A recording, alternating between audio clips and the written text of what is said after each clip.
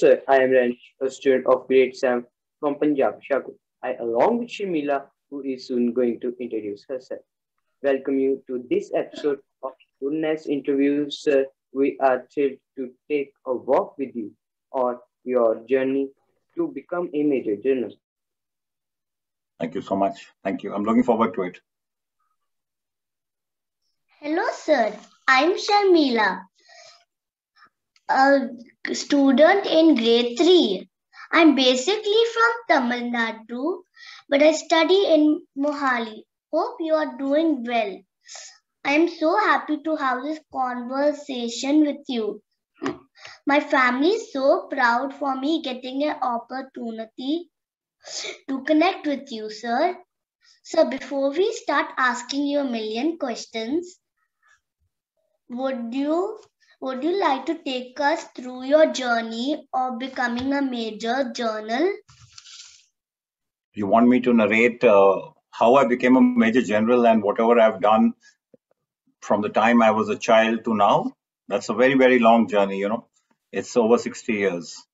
So that'll take a long time. But I can tell you in brief about my schooling and then about my going to the military academy and about army life. So where would you like me to start?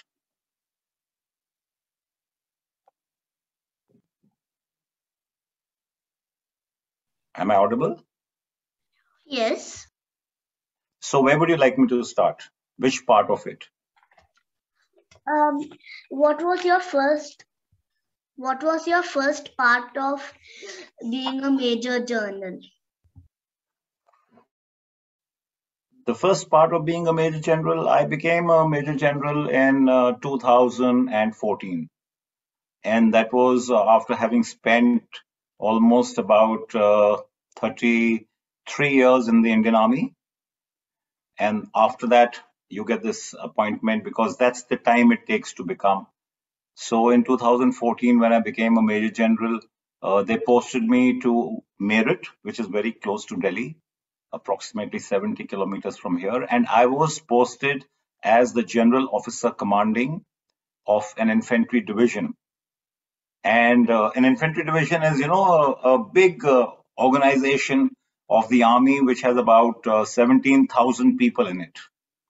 So my job was to head that and be the boss of that. And our task in that organization was to carry out attacks into Pakistan if there was a war. So that was what we were to train for. So that was my beginning of becoming a major general. Wow, sir, that is very inspiring. Danish, please start. Wow, sir, it's really inspiring what you did for our country. Sir, I am the most mischievous one in our family. My dad always scolded me and said that army officer has high degree of discipline. So, sir, I wish to ask you that were you also like me in your childhood, or were you always a disciplined child? I was probably more naughty than you are, because I remember being caned in school by my principal of my school for not doing homework, not getting good marks, not doing this, that, and all that mischief, which I'm sure all of you also do. Everybody does it. I'm sure your father also did it. But as you grow and now he's got you, so he has to tell you to be disciplined.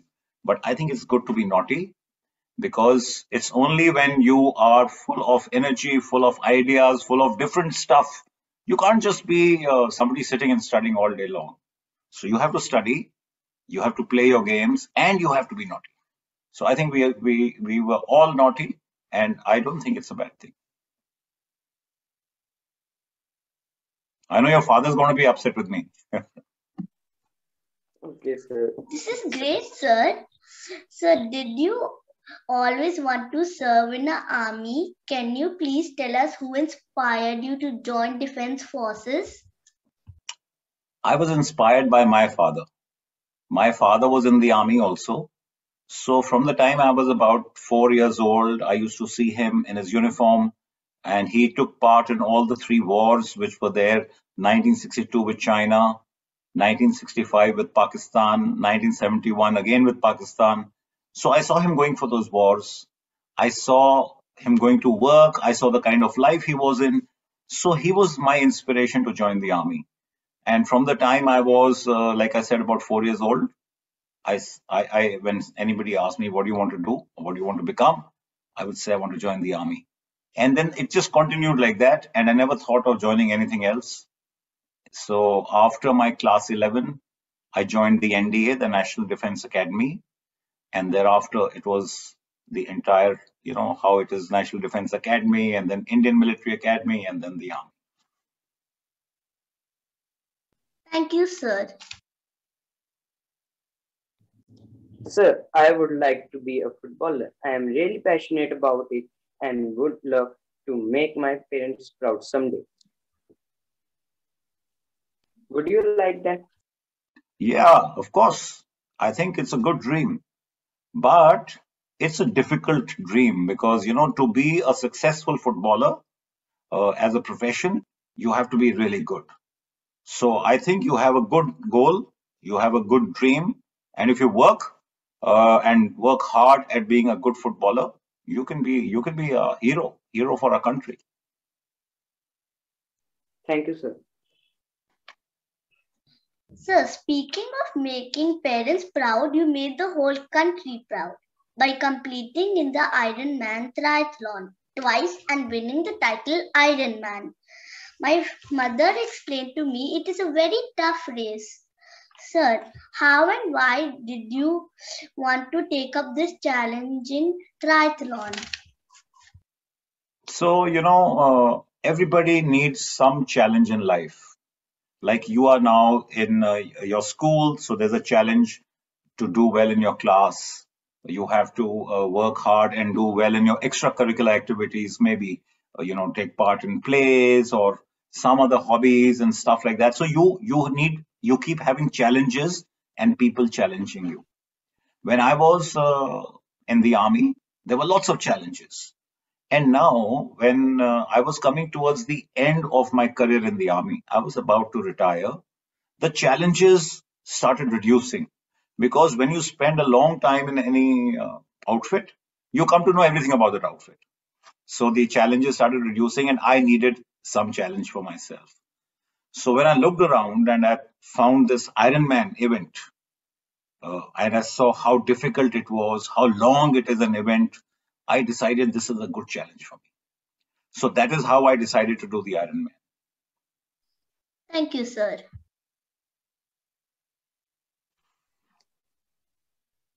Oh, sir, that's great. It must be very hard and challenging. Sir, that is the one thing that you found to be the most challenging, and what have learned from that?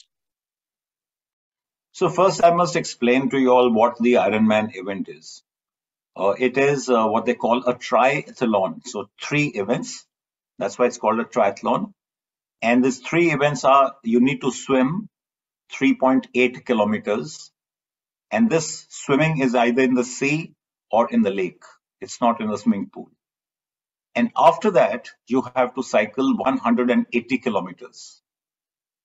And after you finish your cycling, you have to run 42.2 kilometers. And you have to do all these 3 things, one after the other, and complete it within 17 hours. If you do it, then you're Ironman. So that was a challenge.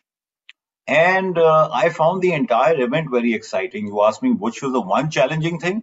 The whole Ironman event is challenging. You've heard what the distances are. And I had never run 42 kilometers in my life. I had never swum 3.8 kilometers in my life. And I was 58 years of age at that time.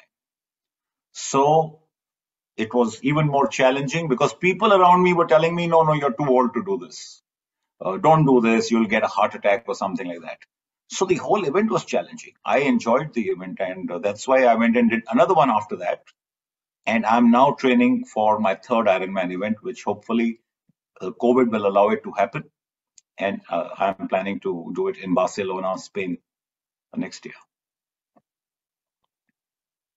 This is very inspiring. And listening to you, sir, I too want to be fit. Sir, is there any message that you wish to convey to the young generation or maybe motivate them to stay fit? Yes, you must have heard your teachers tell you that a healthy mind resides in a healthy body. So to keep your body healthy, you have to be fit. And when I say fit, I don't mean you should be running marathons or you should be doing long distance cycling. You should be fit in the sense you should play your games. You should you should not get overweight. You know, a lot of children you'll find in your class who get overweight because they are watching television all the while.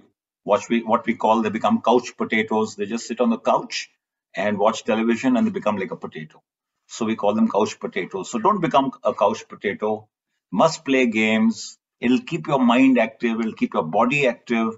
And when your mind and your body is active, then anything that you want in your life, whatever dream you have, whatever is your passion, whatever you aspire to be, you will be able to do it.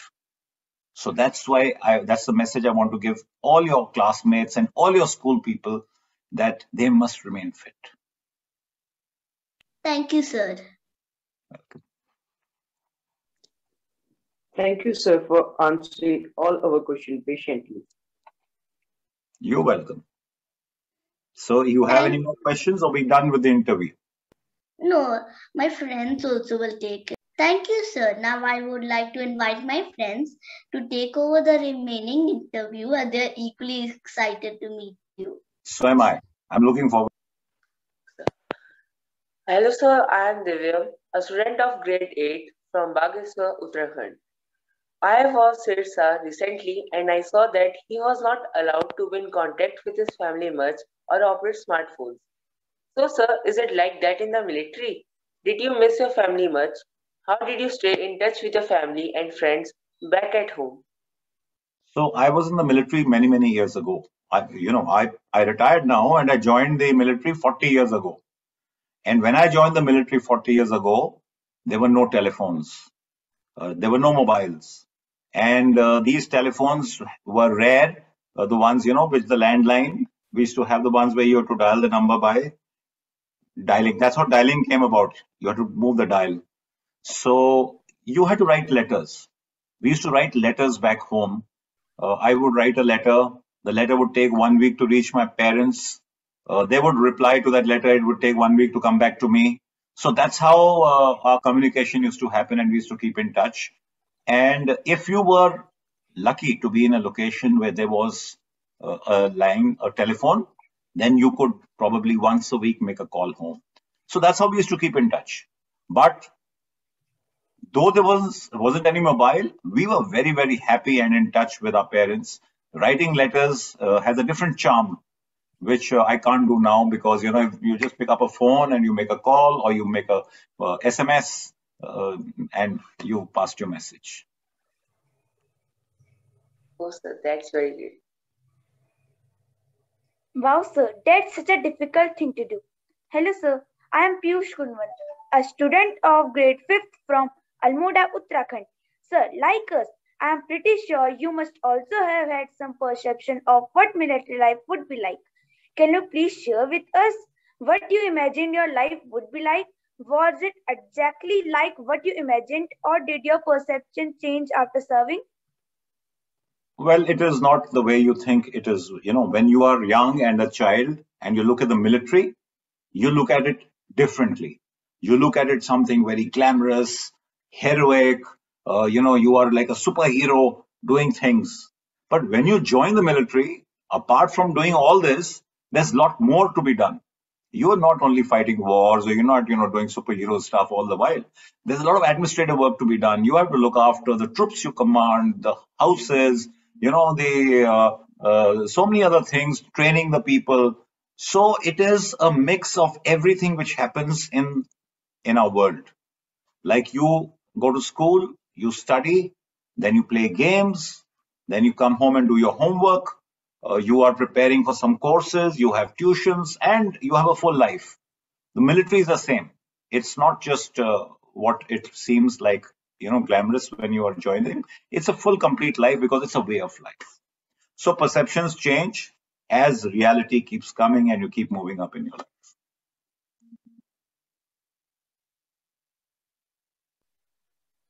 I would have never imagined this, sir.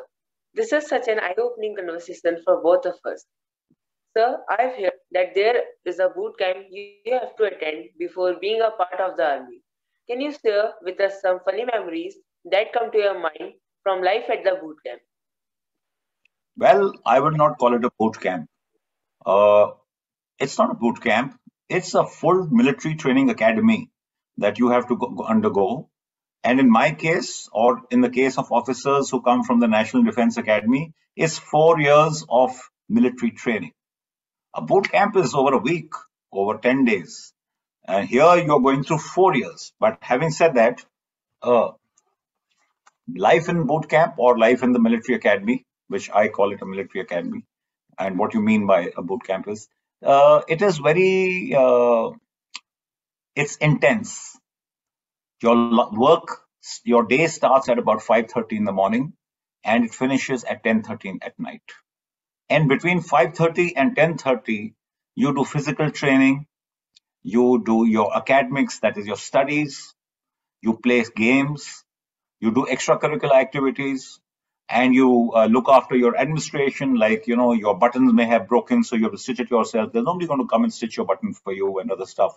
So it's called make and mend parades, and so on and so forth. You meet your friends, you organize functions. So it's a full day, which is there. Like any hostel, if there are people, kids who study in a hostel, is the same way. Except that here it's a military academy, so the training is more intense and everything is a little more difficult than it is when you're in school. If you're looking at a funny incident, there were many of them. Many funny incidents, and let me narrate one to you, something which you will probably also, align yourself with. So what happens out there is that you go in the morning for outdoors. You start your day with PT and drill. So that is marching and physical fitness. And from your squadron where you stay, it's called a squadron. When you leave, you're wearing one dress, and the other dress, that is, say you've gone in PT dress, your marching dress is on the cycle with you. So your boots are there, your shorts are there, your shirt is there, your belt is there. So you have to change out there itself after you finish your PT. You change there and then you go for your drill. Now, what happened out there in this thing, and it happens all the while, one of the cadets forgot to bring his shorts. So when the PT finished and he rushed back, he found that he has no shorts. So he picked up the shorts, the closest shorts to him, he picked them up and wore them. And he pushed off for his drill. And by the time that guy came back, he found his short missing. He picked up whichever was there and so on. And the last guy who came was without a pair of shorts. Now, this guy had to go there and do drill in his PT shorts. So PT shorts are white in color and drill shorts are khaki in color. So everybody's in khaki shorts and this guy was in white shorts, and it was not his fault. But nobody knows who picked up whose short at that time. So, and this, like I said, keeps happening. It was very funny. That's great, sir. Sir, if you had like to tell us what are your goals for the future? I have many goals, but the situation, that is the COVID, the pandemic situation, is what's actually going to dictate as to what I can put into practice and what will have to wait for later. My immediate goal is to do an Ironman, my third Ironman, which I am going to do in Barcelona, Spain next year. So that's the first goal I have. And then I have another goal where I want to cycle around the world. That is over the 5 continents. So only 5, not all the continents, only 5 continents, where I'll be taking about almost 1 year to cycle. And that is the big goal. And that goal will have to wait a little longer because with this pandemic, the way it's going, it's not going to be easy to get visas and stuff like that. So immediate goal, Ironman number 3, and my later goal is the cycling. I'm sure, sir, you will achieve what you want from your life in the coming years. Sir, do you miss anything about your military life? You must have had some friends in the military too. Do you guys still stay in touch and talk about your life back then? All the time. So we have WhatsApp groups. Now, luckily, technology today is allowing everybody, the liberty to be in touch, call, message. So we have huge WhatsApp groups of all our friends where every morning, from morning to, in fact, I would say it's a 24-hour group because they're all over the world now. Somebody settled in the US, somebody in Europe, somewhere here. So it's active the whole day and night, and people are very much in touch. And we also organize course get-togethers once or twice a year. Right now, my batchmates had just gone to Andamans for a picnic together. There were about 40 of them with their wives and their children, like that. So we keep in touch. So because we are in touch, I really don't miss anybody, like that, because we are connected. That's great, sir. Do you remember playing pranks on each other back then? Can you share with us any particular one?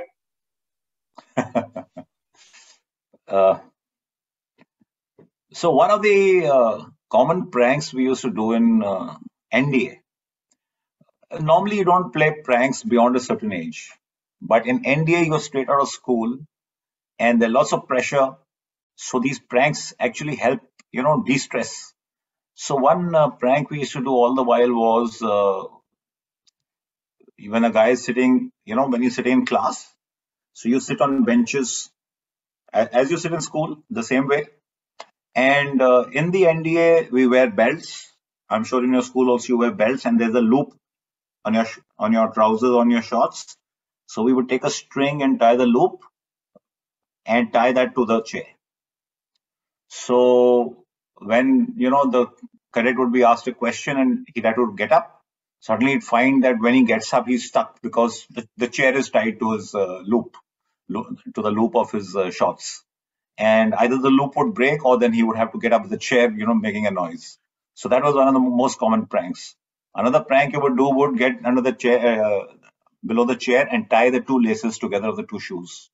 Just tie them together, so that when you get up, you go stumbling.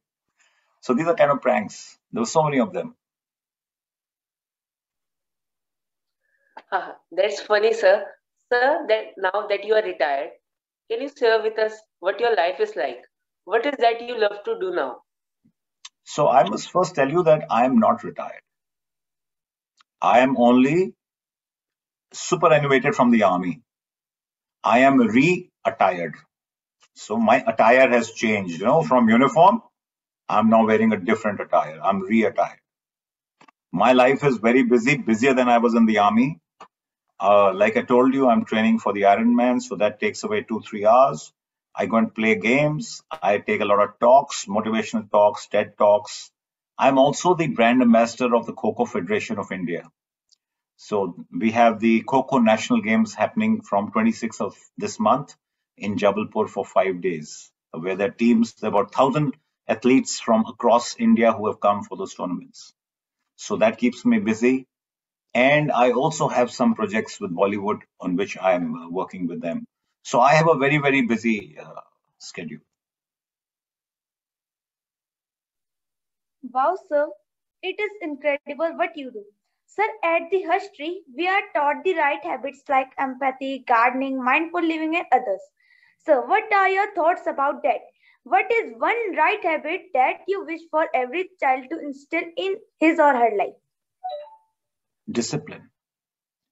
And the habit, when I talk of discipline, it's not the discipline that you have in school, that stand in line or, walk synchronized with each other. That's not the discipline I'm talking of. I'm talking of self-discipline.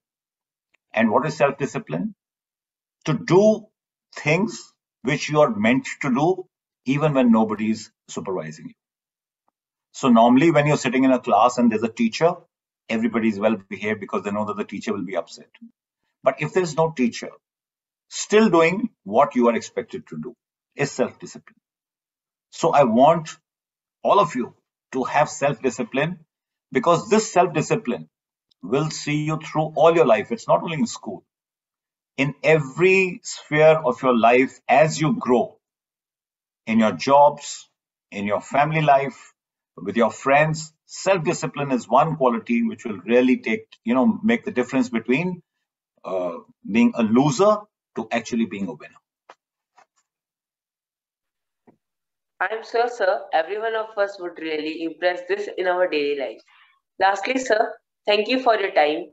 You answered all our questions so beautifully, and we really learned a lot from you. You're welcome. It's been great talking to both of you, and wish you all the best.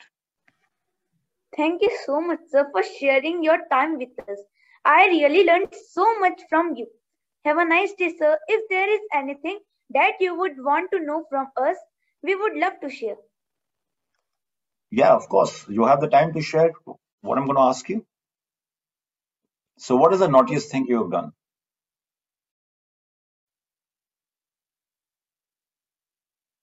Don't look at your parents. Answer my question.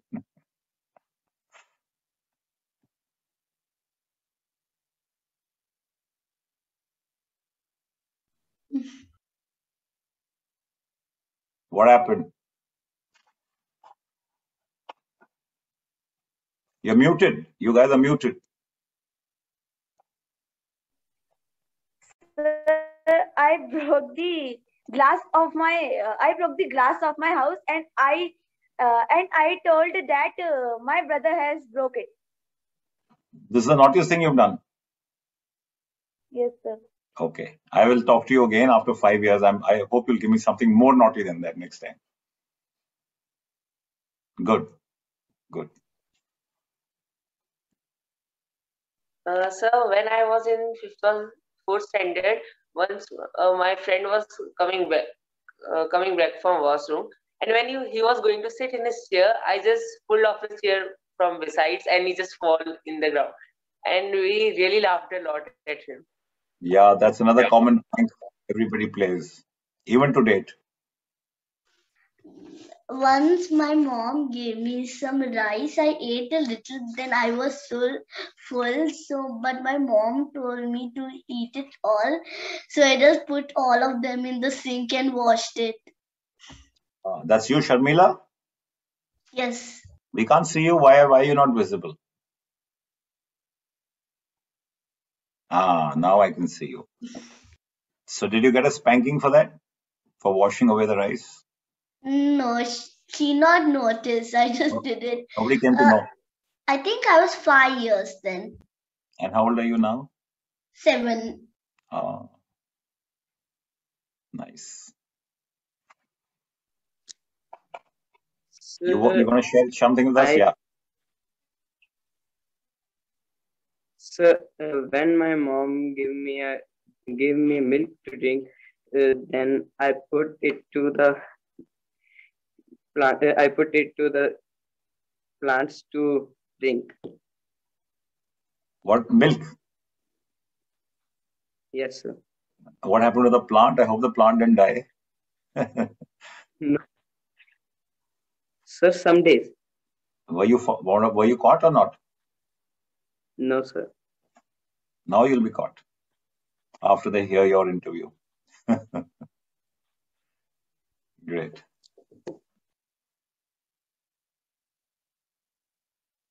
So are you guys going to ask me something more?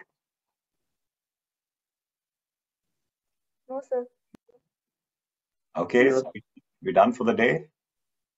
Thank you very much, sir. You're welcome. Thank you very much, sir.